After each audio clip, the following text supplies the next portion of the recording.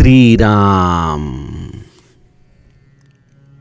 आप सभी के हृदयस्थ ईश्वर को वंदन करते हुए गोस्वामी तुलसीदास रचित श्री रामचरितमानस इस ग्रंथ का जो प्रथम सोपान अर्थात बालकांड का जो हम चिंतन कर रहे हैं, सज्जनों, यह हमारा कथा निरूपण क्रमांक 64।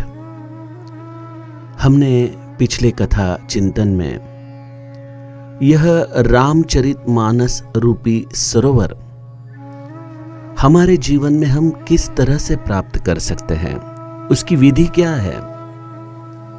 प्रभु रामचंद्र की कृपा यही इस सरोवर प्राप्ति का मूल है और प्रभु रामचंद्र की कृपा उस पर ही होती है जो अनन्य भाव से उन्हें शरण जाता है। जिसे प्रभु रामचंद्र ने इस सरोवर का आमंत्रण दिया है और जिसने इस सरोवर में मज्जन किया है, पान किया है, ऐसे व्यक्ति के लक्षण क्या होते हैं। गोस्वामी जी जो इस सरोवर में नहाए हैं, नित्य उसमें मज्जन कर रहे हैं, वह अपने अनुभव से कहते हैं कि मैंने इस सरोवर के द्वारा मेरे मति को निर्मल करते हुए इस काव्य की रचना की। जो व्यक्ति इसमें मज्जन करता है वह केवल प्रभु रामचंद्र के चरणों का प्रेमी होता है और उसके हृदय से यह प्रभु प्रेम अक्षरों के द्वारा ग्रंथबद्ध होता है। गोस्वामी जी कहते हैं कि ऐसी यह निर्मल राम भक्ति की धारा, यह शरजू इतनी ही पवित्र है। आइए आगे का कथा भाग गायन करें। राम भगति सुर सरित ही जाई, मिली सुकीरति सरजू सुहाई। सानुज राम समर जसु पावन, मिले महान दू सोन सुहावन। जुग बिच भगति देव धुनि धारा, सोहति सहित सुबीरति बिचारा। त्रिविध ताप त्रासक तिमुहानी, राम स्वरूप सिंधु समुहानी। मानस मूल मिली सुरसरी, सुनत सुजन मन पावन करी। बिच बिच कथा विचित्र विभागा, जनु सरि तीर तीर बन बागा। उमा महेश विवाह बराती, ते जलचर अगणित बहुभांति। रघुबर जनम आनंद बधाई, भवर तरंग मनोहर ताई। बाल चरित चहु बंधु के, बनज विपुल बहुरंग। नृप रानी परिजन सुकृत, मधुकर बारी बिहंग। सियावर रामचंद्र प्रिय हो।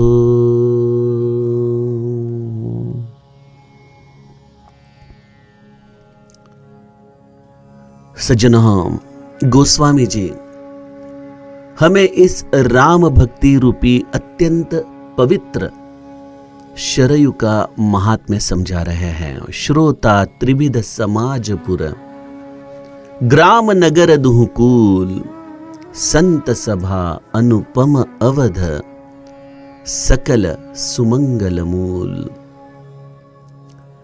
आप शायद इस राम कथा के उत्कृष्ट श्रोता नहीं हो, शायद मध्यम भी नहीं हो, अत्यंत कनिष्ठ श्रोता हो, जो इस राम कथा के द्वारा अर्थार्जन करना चाहता है, राम प्रेम के सिवा और कुछ लौकिक प्राप्त करना चाहता है, लेकिन फिर भी आप राम कथा से जुड़े हो। गोस्वामी जी कहते हैं कोई बात नहीं, अगर आप राम कथा से श्रवण हेतु जुड़े हो तो आपका कल्याण निश्चित है, क्योंकि इस राम कथा रूपी सरिता के दोनों तट पर संत सभा अनुपम अवध सकल सुमंगल मूल। इस राम कथा के निकट हमेशा संत का मन पड़ा रहता है और ऐसे संत का संग यही राम कथा का अस्तित्व है। देखिए, बहुत सूक्ष्म विचारधारा गोस्वामी जी हमें इसमें बता रहे हैं। आपको क्या लगता है कि संत का अस्तित्व, सिद्ध पुरुष का अस्तित्व कहां होता है? हमें तो संत देह के द्वारा ही ढूंढने की, खोजने की आदत लगी है। शायद कोई सिद्ध संत हमें देह के द्वारा प्राप्त भी हो जाए, लेकिन क्या हमने उस संत का साथ दिया है या उस संत का संग किया है? यह सवाल हमें अपने आप से पूछना होगा, क्योंकि जो संत खुद विदेही है, उसके देह के साथ आप केवल साथ दे सकते हो, संग नहीं दे सकते। तो संत संग करना है, इसका मतलब जिस भावना में वो संत स्थिर है, जिस भावना के आधार से वह संत जीता है, उस भावना से अपने मन को संलग्न करना, यह संत संग है। मेरे गुरु भगवान कहते थे कि जेथे नाम तेथे माझा प्राण, जहां भगवत नाम है वहीं मेरा प्राण है। तो ऐसे नाम के साथ अगर मैं संलग्न हो जाऊं, मैं उस पर अपने प्राण इतनी प्रीति करूं, तो इसका मतलब है मैं प्रत्यक्ष मेरे सद्गुरु के संग में हूं, सहवास में हूं। हमारी और उसकी मनस्थिति एक है। तो गुरु जिस स्थिति में होता है, संत जिस स्थिति में होते हैं, उस स्थिति से संलग्न होना, इसका नाम है सत्संग। फिर शायद आप जिस तरह से लंकिनी कहती है कि तात स्वर्ग अप बर्ग सुख धरिय तुला एक अंग, तुलनता ही सकल मिली जो सुख लव सत्संग। एक क्षण का भी ऐसा सत्संग मिल जाए कि जिस स्थिति में संत है, उस स्थिति से मेरा मन केवल एक क्षण भी अगर संलग्न कर पाऊं, तो जीवन में बहुत बड़ी क्रांति हो सकती है। सज्जनों, आप कहेंगे कि यह तो बहुत आसान चीज है कि संत स्थिति से केवल एक क्षण अपने मन को संलग्न करना। ज्ञानेश्वर महाराज का हरिपाठ महाराष्ट्र में बहुत प्रसिद्ध है। वारकरी संप्रदाय अपनी उपासना में इस हरिपाठ को नित्य गाते हैं, और उसमें एक ज्ञानेश्वर महाराज ने बड़ा आश्वासन हमें दिया है, देवाचिये द्वारी उभा क्षण भरी तेणे मुक्तिचारी साधी एल्या। ईश्वर के द्वार पर अगर एक क्षण भी आप खड़े रहो तो आपको चारों मुक्तियों की प्राप्ति हो जाती है। तो हमें लगता है कि यह तो बड़ी आसान बात है, केवल एक क्षण ईश्वर के द्वार पर खड़े होना है। लेकिन जिस विचारधारा से हम हरिपाठ की तरफ देखते हैं, संत हमें दोनों स्थितियों का अनुमोदन करते हैं। ठीक है, आप अगर ऐसे सोचो कि अगर मैं एक क्षण ईश्वर के दर्शन के लिए जाऊं तो शायद मेरे परमार्थ की यात्रा शुरू होती है और किसी जन्म के किसी सुमंगल क्षण में मुझे चारों मुक्तियों की प्राप्ति भी होगी। लेकिन संत जो दूसरा विचार हमारे सामने रखते हैं वह बड़ा महत्वपूर्ण है। देवाचिये द्वारी उभा क्षण भरी, वह क्षण कौन सा है? श्रवण, मनन, चिंतन, निधिध्यास, विवेक, वैराग्य, ये ऐसे सप्त दरवाजे हैं। एक एक दरवाजे को पार करते करते जब आप साक्षात्कार के दरवाजे पे आते हो, तो वह साक्षात्कार का दरवाजा अगर हम एक क्षण भी वहां पे रुक सके, तो उस साक्षात्कार के दरवाजे से हमें चारों मुक्तियों की प्राप्ति होती है। तो सज्जनों, ईश्वर दर्शन इस मुक्तियों के प्राप्ति के लिए एक उद्गम बिंदु है, और साक्षात्कार न जाने कौन से जन्म में किस सद्भाग्य से हमें मिले, यह तो कहना जीव के लिए नामुमकिन है। लेकिन बात यह है कि अगर हम संत जिस स्थिति में रहते हैं उस स्थिति में क्षण मात्र भी स्थिर होने की कोशिश करें, तो जीवन में जो बड़ी क्रांति आती है वह क्या है? राम भगति सुर सरित ही जाई, मिली सुकीरति सरज सुहाई, सानुज राम समर जसु पावन, मिले महानदु सोन सुहावन। देखिए, यह सब गुरु कृपा का चिंतन है। मैं इस बात की कोई पुष्टि आपसे नहीं कर सकता, ना मैं कोई ग्रंथ का आपको संदर्भ दे सकता हूं, लेकिन जो चिंतन मेरे हृदय में आ रहा है वह केवल मेरे सद्गुरु ब्रह्म चैतन्य गोंदवलेकर महाराज की कृपा है। ये कौन से सरोवर की, कौन से स्थिति की बात कर रहे हैं गोस्वामी जी?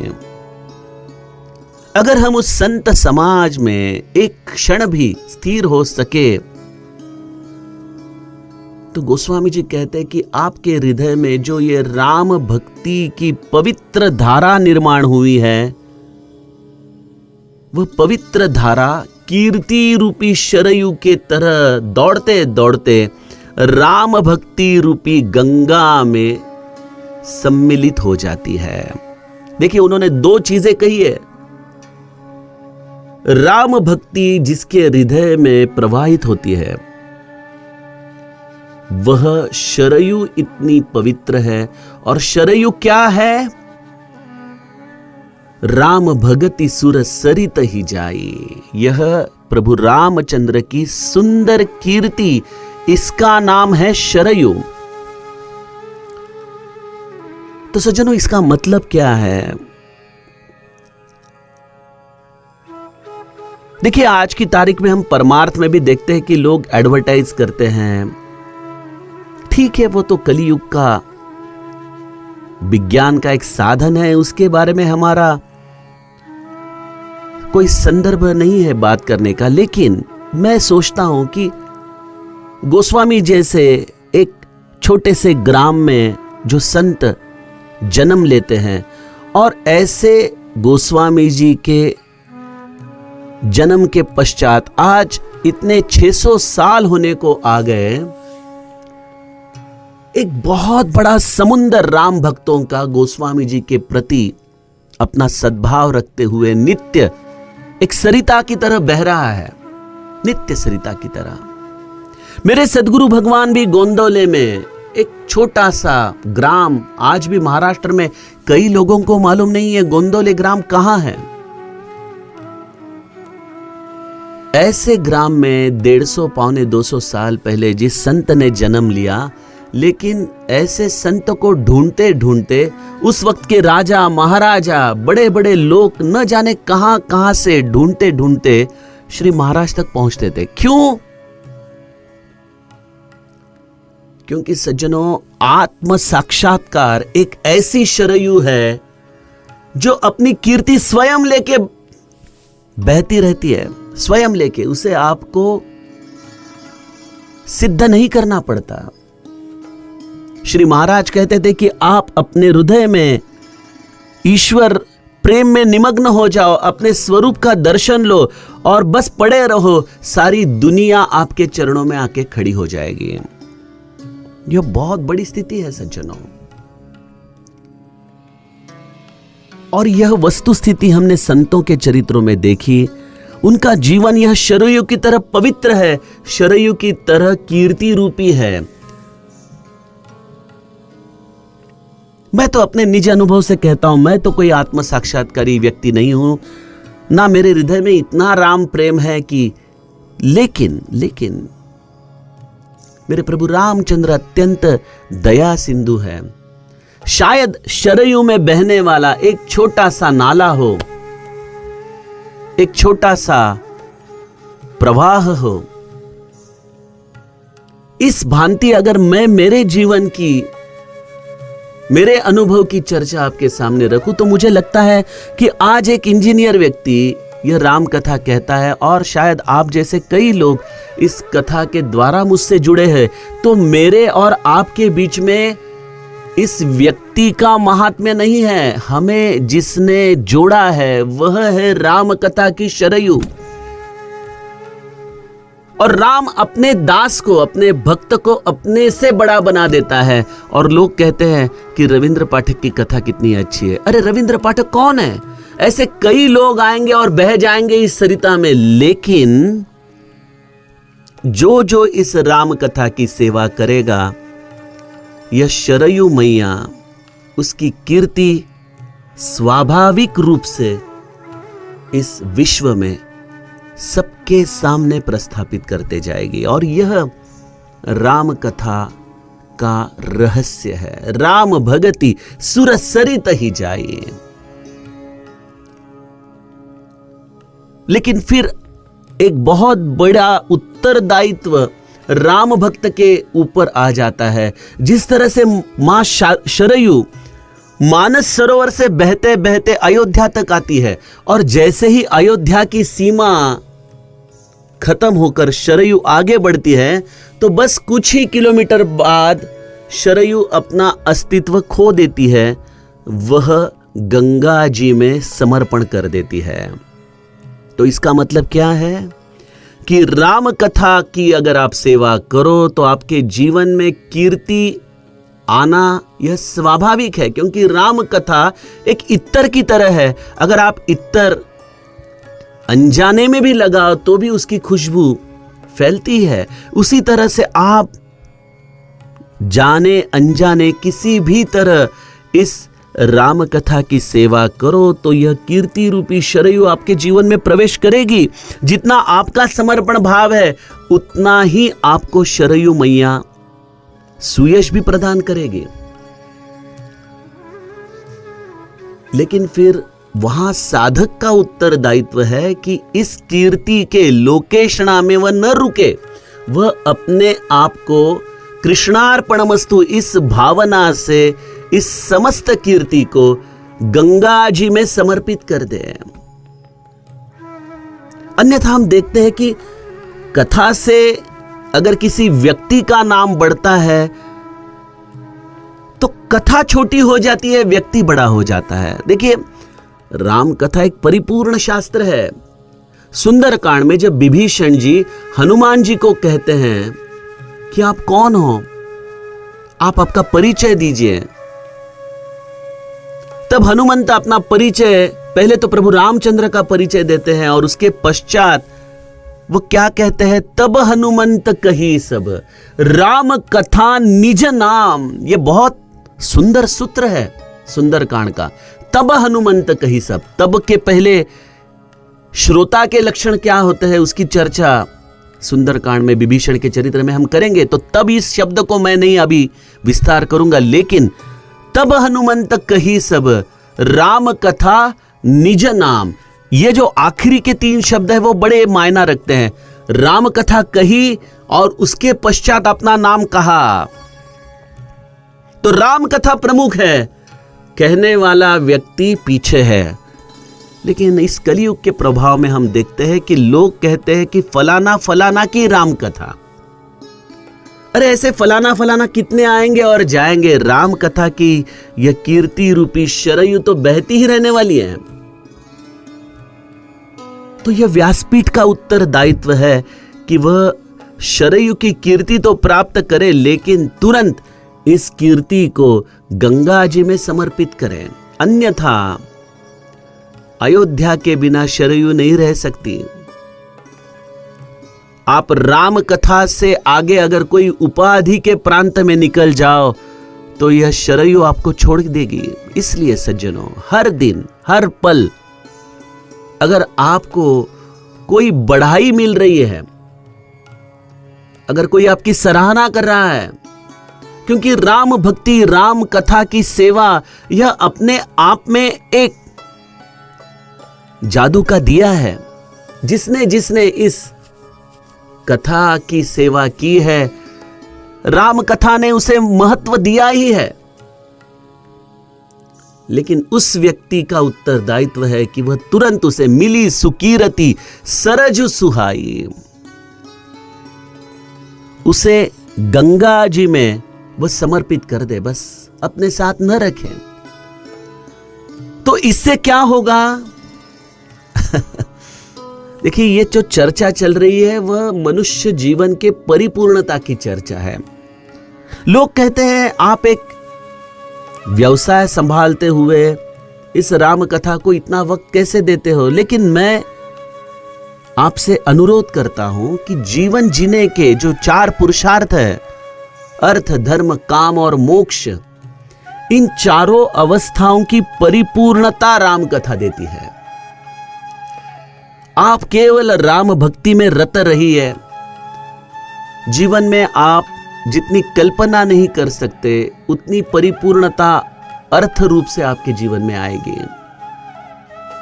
अयोध्या कांड का जो प्रथम दोहा है, जब ते राम ब्याहि सिय आए, उस दोहा का चिंतन करते वक्त पूज्य डोंगरे जी महाराज कहते हैं कि जो व्यक्ति इस चौपाइयों का नित्य गायन करेगा उसे जीवन में अर्थार्जन काफी मात्रा में होगा। तो किसी ने पूछा कि काफी मात्रा माने क्या? तो डोंगरे जी ने कहा कि संख्या तो मैं नहीं बता सकता, लेकिन एक चीज है, उसे जीवन में कभी कुछ कम नहीं पड़ेगा।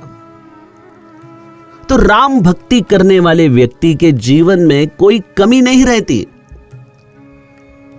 उसे जिस चीज की जब जरूरत हो वह चीज उसे उस वक्त प्राप्त हो जाती है। तो राम भक्ति आपको अर्थार्जन देती है। राम भक्ति आपको धर्म सिखाती है। धर्म हमें कट्टर न बनाए, सांप्रदायिक न बनाए। धर्म हमारे जीवन की सहजता होनी चाहिए और राम का आदर्श हमारे जीवन में वो सहजता के साथ धर्म की अनुभूति हमें देता है। तो अर्थ है, धर्म है, हमारी इच्छाओं की तृप्ति करने वाली कथा है राम भक्ति। सुंदरकांड में जब विभीषण आते हैं तो कहते हैं कि उर कछु प्रथम बासना रही, प्रभु पद प्रीति सरित सोबही। मेरे हृदय में कुछ वासनाएं थी, मैं जानता हूं, लेकिन अब मुझे कुछ नहीं चाहिए प्रभु आपसे। लेकिन प्रभु रामचंद्र कहते हैं कि जदपि सखा तव इच्छा नहीं, मोर दरसु अमोघ जग माही। तेरी इच्छा नहीं, ठीक है, लेकिन मेरा दर्शन अमोघ है, मैं तुझे खाली हाथ नहीं भेज सकता। तो सज्जनों, अपने इच्छाओं की तृप्ति भी शायद आप भूल जाए, लेकिन राम कथा नहीं भूलेगी। वह आपके जीवन की कामनाओं को भी पूर्ण करेगी और ऐसा करते करते आपके पुरुषार्थों को एक दिव्य रूप दे देगी। दिव्य रूप। आप केवल अकेले इस राम भक्ति की धारा में चलते रहिए, बहते रहिए। सोचिए मत कि अपने साथ कौन है, कौन सुन रहा है इस कथा को। बस गाते जाइए, गाते जाइए, तो आपके जीवन में यह कीर्ति रूपी शरयू स्वाभाविक तौर पे आएगी। आपका जीवन गंगा जी की तरह पवित्र होते जाएगा और ऐसे गंगा जी बहते बहते गंगा सागर की तरफ चल रहे हैं। लेकिन गोस्वामी जी कहते हैं, सानुज राम समर जसु पावन। लक्ष्मण के सहित प्रभु रामचंद्र ने जो युद्ध किया है, गोस्वामी जी कहते हैं वह युद्ध सुंदर यश रूपी महानद सोन इस नदी की तरह भव्य हो जाता है। क्या उपमा है ये? बिहार में महानद करके एक बहुत बड़ी नदी है जिसका उद्गम तो अमरकंटक में होता है, और अमरकंटक से माने जहां नर्मदा मैया का उद्गम है, बस उससे कुछ दूर अंतर पर इस महानद का उगम होता है, लेकिन वह पूर्व वाहिनी है, तो बिहार की तरफ जाती है और बिहार में जब गंगा जी प्रवेश करती है तो एक जगह पर इस महानद और गंगा जी का मिलन होता है, और एक इतना प्रचंड ऐसा पात्र, विशाल पात्र, मानस पीयूषकार कहते हैं कि करीबन 2.5 माइल का पात्र, माने करीबन 5 किलोमीटर, इतना बड़ा पात्र गंगा जी का वहां पे विस्तीर्ण हो जाता है। इसका मतलब क्या है कि देखिए, जब प्रभु रामचंद्र और लक्ष्मण दोनों अकेले भाई थे, सीता जी का अपहरण हो चुका था, और जब जटायु के द्वारा उन्हें समझ में आया कि सीता जी का अपहरण तो रावण ने किया है, तब उनके पास क्या पर्याय थे? अगर आप प्रभु रामचंद्र की जगह हो तो आप क्या पर्याय सोचोगे कि अरे रावण तो बहुत बड़ा राजा है, राक्षस है, विश्व विजेता है, उससे हम दोनों कैसे लड़ें? चलो अयोध्या फिर वापस जाते हैं, भरत को कहते हैं कि भैया हमें सैन्य दो, हमें रावण के साथ लड़ना है। लेकिन अगर ऐसे राम उस वक्त आचरण करते तो शायद वो हमारे हृदय में स्थान नहीं पा सकते थे। लेकिन प्रभु रामचंद्र समर्थ है, जिस स्थिति में आपको ईश्वर ने रखा है उस स्थिति से आगे बढ़ना, यही प्रभु रामचंद्र का चरित्र है। अरण्य कांड की शुरुआत क्या है? आगे चले बहुरी रघुराया, किष्किंधा कांड की शुरुआत। आगे चले, जीवन में आगे बढ़ते रहो, जिस स्थिति में आप हो वहां से आगे बढ़ते रहो, पीछे मत मुड़ो। तो राम भक्ति रूपी शरयू आपके जीवन में आई, उसने आपको गंगा जी की तरह पवित्र कर दिया, और आप आगे बढ़ते गए, आप आगे चलते रहे, और कारवा आपसे जुड़ता गया। प्रभु रामचंद्र ने भालू और बानरों की सेना लेते हुए लंका में रावण को पराजित किया। 18 पद्म, इतना प्रचंड सैन्य। महादेव जी कहते हैं ना कि सेना को जो गिनने की कोशिश करेगा वो पागल है। तो जिस तरह से महानद का पात्र समझना, गिनना ये सामान्य जीव के बस के बाहर है, उसी तरह से सज्जनों, जो राम कथा में निस्पृहता से कार्य कर रहा है, जो राम कथा के प्रति अत्यंत सद्भाव रखता है, जिसे राम कथा से और कुछ नहीं चाहिए, ऐसा जो शरयू की तरह पवित्र हुआ है, उसकी कीर्ति दिगंत में यह राम कथा ले जाती है। उसको गंगा जी की तरह वह पवित्र कर देती है, और उसके पश्चात, उसके पीछे इतना बड़ा कारवां आ जाता है कि लोग सोचते रहते हैं कि ये कैसे हुआ, इन्होंने कौन से एजेंसी को एडवर्टाइजिंग करने को कहा था। देखिए, लोग इस विज्ञापन के द्वारा प्रभावित तो हो सकते हैं, लेकिन वो आपके साथ नहीं आ सकते हैं। भरत जी के साथ समस्त अयोध्यावासी निकल गए, क्योंकि भरत जी संत थे। तो कार्य करना है अपने अंदर, अपने राम भक्ति के पवित्रता के ऊपर। और जिसने इस तरह से अपने जीवन को पवित्र किया, उसके जीवन में महानद की तरह एक बड़ा संगम होना यह अत्यंत स्वाभाविक है। सानुज राम समर जसु पावन, मिले महानदु सोन सुहावन।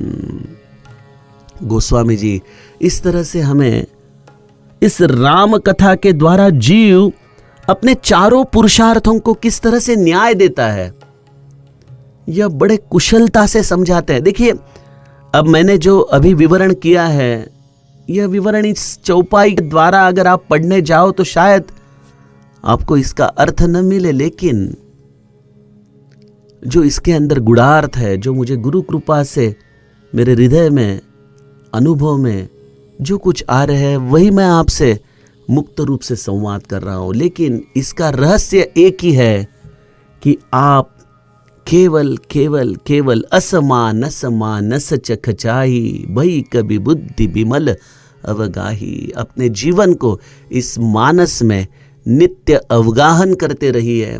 आप शायद आज श्रोता, त्रिविध समाज, इसमें कोई भी स्तर पे हो, लेकिन आप राम कथा को अपने जीवन का एक अविभाज्य घटक बनाइए और देखिए फिर राम कथा आपके जीवन में क्या क्रांति लाती है। सज्जनों, आज मैं सोच रहा था कि समस्त चौपाइयों का विवेचन आज ही पूरा करूं, 40वां दोहा आज ही खत्म करूं, लेकिन अपने समय की मर्यादा को देखते हुए आज इन 2 चौपाइयों के साथ ही मैं वाणी को विराम देता हूं और कल के कथा प्रवाह में हम बचे हुए शेष 2 चौपाइयों का चिंतन देखेंगे।